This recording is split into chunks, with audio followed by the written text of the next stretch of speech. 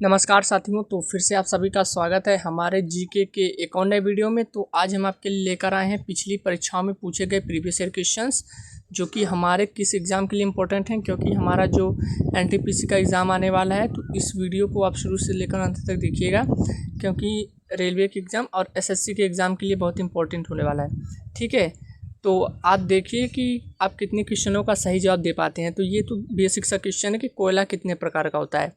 ठीक है, कोयला कितने प्रकार का होता है, तो आप कहेंगे 3, 5, 4, 2 या 4, तो आप कहेंगे 4। तो 4 कौन कौन से प्रकार हैं आप बता पाएंगे? तो आप कहेंगे एंथ्रासाइट, लिग्नाइट, बिटुमिनस और पीट। ठीक है, एंथ्रासाइट, लिग्नाइट, या तो ऐसा कि एंथ्रासाइट, बिटुमिनस, लिग्नाइट और पीट, ये 4 प्रकार के कोयले पाए जाते हैं। ठीक है, तो अगला देखें। अच्छा बताइए कि नेपाल में माउंट एवरेस्ट को किस नाम से जाना जाता है? नेपाल में माउंट एवरेस्ट को ये प्रश्न पूछा गया था, रेलवे के एग्ज़ाम में नहीं पूछा गया था, लेकिन एसएससी के किसी एग्ज़ाम में पूछा गया था कि नेपाल में माउंट एवरेस्ट को किस नाम से जाना जाता है।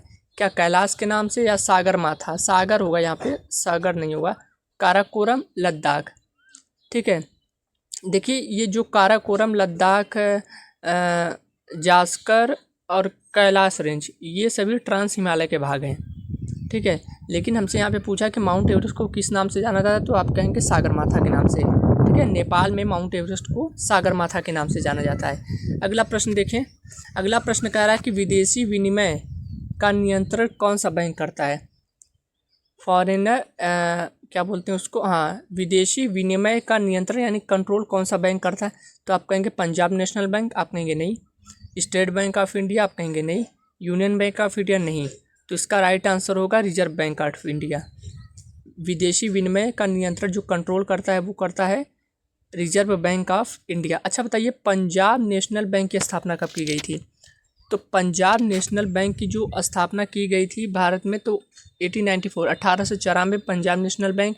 अगर मैं आपसे पूछूं कि स्टेट बैंक ऑफ इंडिया यानी स्टेट SBI बोलते हैं ना, तो देखो क्या हुआ था, जब BEIC यानी British East India Company Bharat आई थी, तो उसने 3 बैंकों का निर्माण किया था। 3 प्रेसिडेंट बैंक। एक 1806 में जो बैंक ऑफ बंगाल के नाम से जानते हैं, 1840 में बैंक ऑफ मुंबई, बॉम्बे कहते थे उस समय, और 1843 में बैंक ऑफ मद्रास। तो इन 3 प्रेसिडेंट बैंक की स्थापना की गई थी किसके द्वारा? ब्रिटिश ईस्ट इंडिया कंपनी यानी BEIC के द्वारा। ठीक है, फिर उसके द्वारा क्या हुआ, इनको जो इन तीनों बैंकों को जो 1862 तक नोट निर्गमन का अधिकार प्राप्त था, यानी ये नोट छाप सकते थे 1862 तक।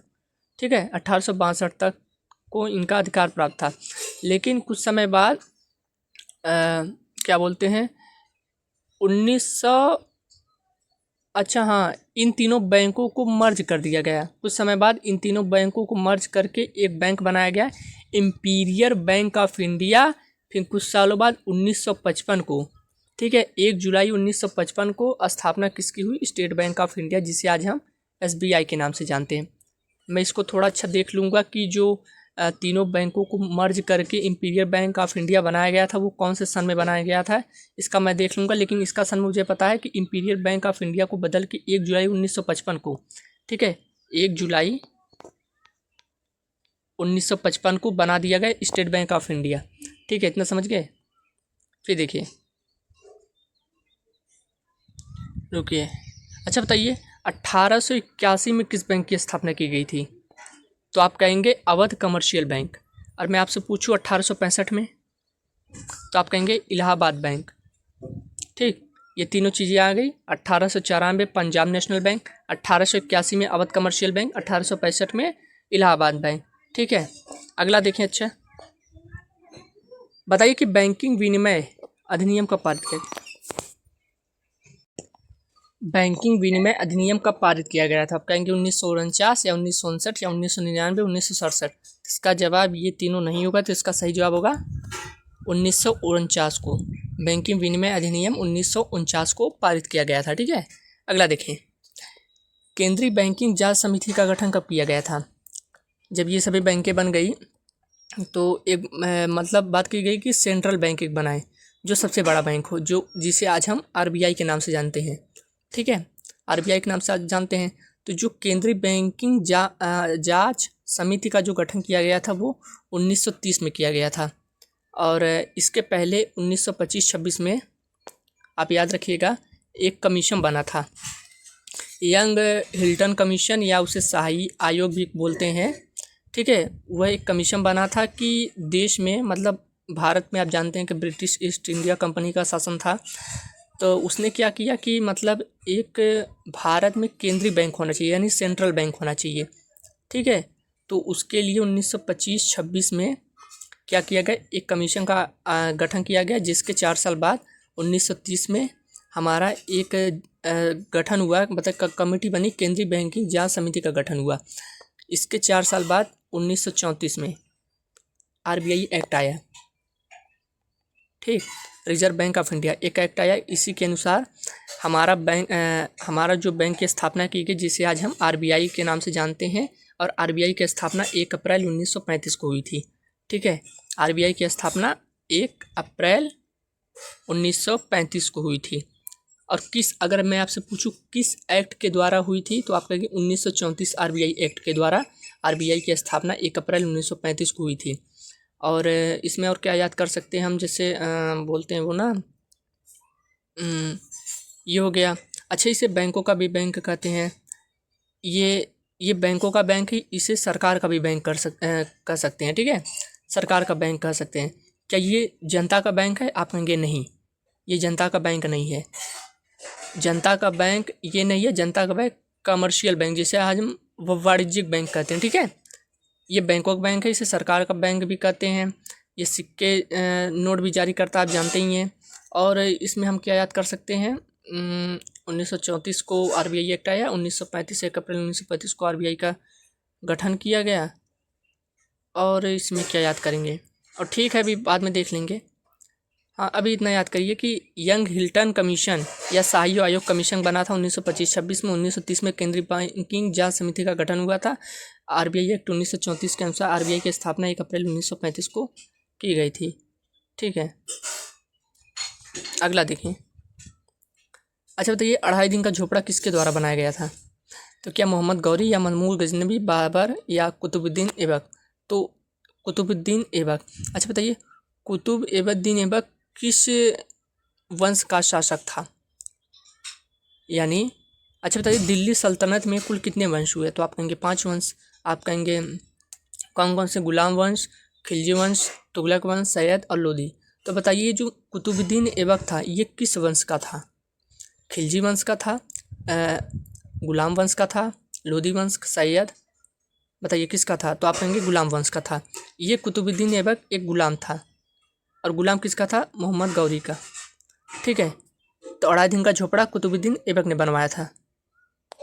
अगला देखें, कुतुब मीनार का निर्माण किसने करवाया था? कुतुब मीनार जो कि दिल्ली में है, कुतुब मीनार का निर्माण किसने करवाया था? तो इस कुतुब मीनार में टोटल 5 मंजिलें हैं। और सबसे पहले न्यू जो इसने रखी थी वो कुतुबुद्दीन ऐबक ने। कुतुबुद्दीन यहाँ पे ऐसे होगा, कुतुबुद्दीन ऐबक। कुतुब मीनार का कार्य इसी ने शुरू करवाया था। ठीक है, अगला देखें, लाल बख्श किसे कहा जाता है? लाल बख्श किसे कहा जाता है? तो आप कहेंगे कुतुबुद्दीन ऐबक को, या मोहम्मद गौरी को, या फिरदौसी, या हुमायूं को। तो आप कहेंगे कुतुबुद्दीन ऐबक को लाल बख्श कहा जाता है। इसे लाल बख्श भी कहा जाता है, और पील बख्श भी कहा जाता है, और इसे हातिम द्वितीय भी कहा जाता है, और इसे कुरान खां भी कहा जाता है। ठीक है, आपको देखिए एक शासक को पकड़ना, उसके सभी जो निर्माण कार्य हैं या उसे कौन सा टाइटल मिला, उपाधि मिली, उसको सभी को याद करना है। देखिए मुझे याद है, ऐसा नहीं है कि मैं यहाँ पे किताब लेकर बैठा हूँ आप लोगों को बता रहा हूँ। ठीक है, मुझे याद है यहाँ पे। देखिए अच्छा बताइए, फिरदौसी की एक बुक है, एक रचना उसने की है, वो कौन सी रचना है? तो आप कहेंगे शाहनामा। मैंने आपको कमेंट्री पोस्ट में भी डाला था शाहनामा। ठीक है, तो लाल बख्श कुतुबुद्दीन ऐबक को कहा गया है, पील बख्श भी से कहा गया है, हातिम द्वितीय और कुरान खां भी से कहा गया है। ठीक है, अगला देखें, विश्व स्वास्थ्य दिवस कब मनाया जाता है? 8 जून, 7 मई, 7 अप्रैल या 14 सितंबर? तो आप कहेंगे 7 अप्रैल को। 7 अप्रैल को विश्व स्वास्थ्य दिवस मनाया जाता है। अगला देखें, नाबार्ड की स्थापना कब हुई थी? नाबार्ड की स्थापना कब हुई थी? तो आप कहेंगे 1894, पंजाब नेशनल बैंक 1982 में, 1999 में, नाबार्ड की स्थापना 1982 में ही की गई थी। ठीक है, ऑप्शन नंबर 20 प्रश्न का सही जवाब हो जाएगा। अगला देखें। अच्छा बताइए, उद्योग क्षेत्र को बढ़ावा देने के लिए किस बैंक की स्थापना की गई? ठीक है, देखिए देखिए बैंक जो होती है हर सेक्टर में लोन देती है। देखिए, उद्योग में लोन देती है, यानी इंडस्ट्रियल में लोन देती है, एग्रीकल्चर में लोन देती है, एजुकेशन में लोन देती है, हेल्थ में लोन देती है। ठीक है, सभी चीज़ों में लोन देती है। उद्योग क्षेत्र को बढ़ावा, वैसे ही जो उद्योग है इसको बढ़ावा मिले, यानी देश देश में उद्योग का विकास हो, तो उसके लिए जो कौन सी बैंक की स्थापना की गई है? आप कहेंगे नाबार्ड नहीं, सिडबी, एक्जिम नहीं, तो आप कहेंगे सिडबी, SIDBI। ठीक है, सिडबी बैंक की स्थापना उद्योग क्षेत्र को बढ़ावा देने के लिए की गई है। अगला देखिए आप, भारत का सबसे पहला बैंक कौन सा था? तो आप बता ले जाएंगे कि नहीं, भारत का सबसे पहला बैंक कौन सा था? तो आप कहेंगे पंजाब नेशनल बैंक नहीं, बैंक ऑफ हिंदुस्तान, बिल्कुल सही जवाब। इसका राइट आंसर होगा जो भारत का सबसे पहला बैंक था, बैंक ऑफ हिंदुस्तान। अच्छा बताइए, बैंक ऑफ हिंदुस्तान की स्थापना कब की गई थी? तो आप कहेंगे 1770 में। अच्छा बताइए, जो बैंक ऑफ हिंदुस्तान था 1770 में स्थापना की गई, भारत का सबसे पहला बैंक, ये तो हो गया। अच्छा बताइए कि ये किस कंपनी किस कंपनी के माध्यम से बैंक ऑफ हिंदुस्तान की स्थापना की गई? तो आप कहेंगे अलेक्जेंडर कंपनी। अच्छा, कौन से पद्धति, ये भी तो ज़रूरी है, तो आप कहेंगे यूरोपियन पद्धति पर आधारित थी। ठीक है, बैंक ऑफ हिंदुस्तान आपको 3 पॉइंट याद करना है। पहली बात, इसकी स्थापना 1770 में भारत का पहला बैंक था, सबसे पहला बैंक। ठीक। अच्छा बताइए, वर्ल्ड का, पूरे विश्व का सबसे पहला बैंक कौन सा था? तो आप कहाँ बताएंगे, कौन से देश का था? आप कहेंगे इटली का। उसकी स्थापना 1157 में। बैंक का क्या नाम था? Bank of Venice. हाँ, बैंक ऑफ वेनिस। ठीक है, थोड़ा नाम में गड़बड़ा जाते हैं। ठीक है, बैंक ऑफ वेनिस। फिर उसके बाद 1401 में बैंक ऑफ जिनेवा, नहीं 1401 था, फिर 1407, फिर नौ था 1694 में। तो आपको यहाँ पे याद करना है 1770 में। ठीक है, भारत का सबसे पहला बैंक था। ठीक।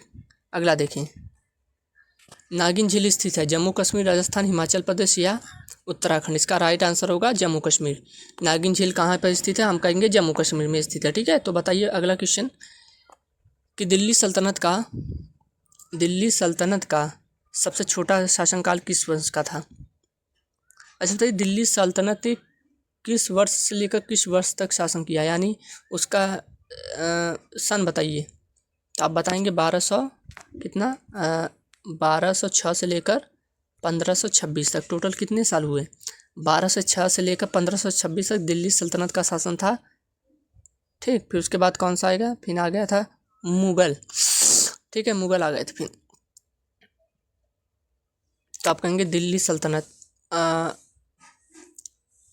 नहीं, 1206 से 1526, आप कहेंगे 320 वर्षों का शासनकाल था किसमें? अच्छा, इसमें टोटल कितने वंश हुए? तो आप कहेंगे दिल्ली सल्तनत में टोटल 5 वंश हुए। अच्छा, पाँचों वंश को आप क्रम से बता सकते हैं?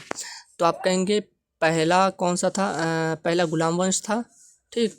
दूसरा, पहला गुलाम वंश जिसने 84 ईयर्स तक वो किया, रोल किया।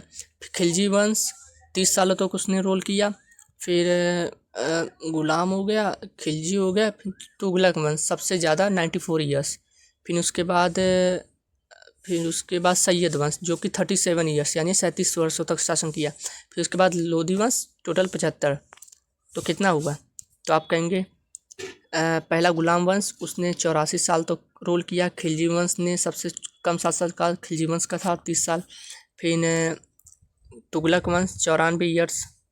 फिर तुगलक वंश हो गया। फिर आ गया हमारा सैयद वंश 37 साल। फिर आ गया हमारा 75 साल लोधी वंश। सभी को जोड़ने तो कितना साल बैठता है? आप कहेंगे 7 5 12 4 16 4 20 के जीरो हाथ में 2 8 2 10 3 13 9 22 3 25 7 32। ठीक है, 320, बिल्कुल सही है। देखिए, ये 84 वर्षों तक शासन किया गुलाम वंश, गुलाम से जी से लिख देते। खिलजी वंश ने शासन किया। 94 वर्ष तक तुगलक वंश ने शासन किया। दिल्ली सल्तनत का है। 37 तक सैयद वंश ने किया। फिर 75 वर्ष तक लोधी वंश। ठीक। तो सबसे लंबा कार्यकाल आप देख ही सकते हैं तुगलक वंश का। तो इसका सही जवाब होगा, क्या पूछा था? दिल्ली सल्तनत का सबसे छोटा शासनकाल। अच्छा, सबसे छोटा, तो देखिए यहाँ पे 30 साल, यानी कौन? खिलजी वंश। तो इसका सही जवाब होगा खिलजी वंश। और सबसे लंबा शासनकाल तो आप कहेंगे तुगलक वंश 94 ईयर्स। अगला देखें,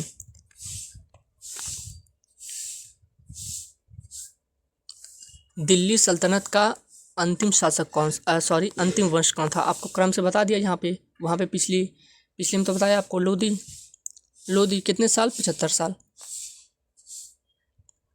अगला देखें, दिल्ली सल्तनत में कुल कितने वंश हुए? आप तो सीधा बता देंगे 5। ठीक है, गुलाम, खिजली, तुगलक, सैयद, लोधी। ठीक, अगला देखें, हिंदी भाषा की लिपि कौन सी है? आप कहेंगे गुरुमुखी, ब्राह्मी, रोमन या देवनागरी। तो इसका राइट आंसर होगा देवनागरी लिपि। अगला देखें, केरल की राजधानी क्या है? तो सीधी सी बात है, बेंगलोर, तिरुवनंतपुरम, चेन्नई, भुवनेश्वर। तो आप कहेंगे तिरुवनंतपुरम। ठीक है, तिरुवनंतपुरम। कौन सा ऑप्शन हो जाएगा? आप कहेंगे ऑप्शन नंबर बी हो जाएगा। ठीक है, और जापान की मुद्रा बताइए क्या है? ये सब बेसिक क्वेश्चन। जापान की मुद्रा यूरो। जापान की मुद्रा तो यूपी पुलिस कांस्टेबल में प्रश्न पूछा गया था। ठीक है, जापान की मुद्रा यूरो, डॉलर, एन या टका। तो आप कहेंगे एन। ऑप्शन नंबर सी हो जाएगा। ठीक है, शाहनामा की रचना किसने की थी? शाहनामा मैंने आपको भी बताया अभी। शाहनामा नहीं, शाहनामा न, हाँ नहीं, शाहनामा है। ठीक है, शाहनामा की रचना अलबरूनी नहीं, फिरदौसी, चाणक्य या अरस्तू। तो आप कहेंगे फिरदौसी। ऑप्शन नंबर 20 प्रश्न का सही जवाब होगा। तो ठीक है, तो आज के हमारे सभी क्वेश्चन आज खत्म हो गए। तो चलिए मिलते हैं आपसे फिर से अगले वीडियो में। तब तक के लिए धन्यवाद।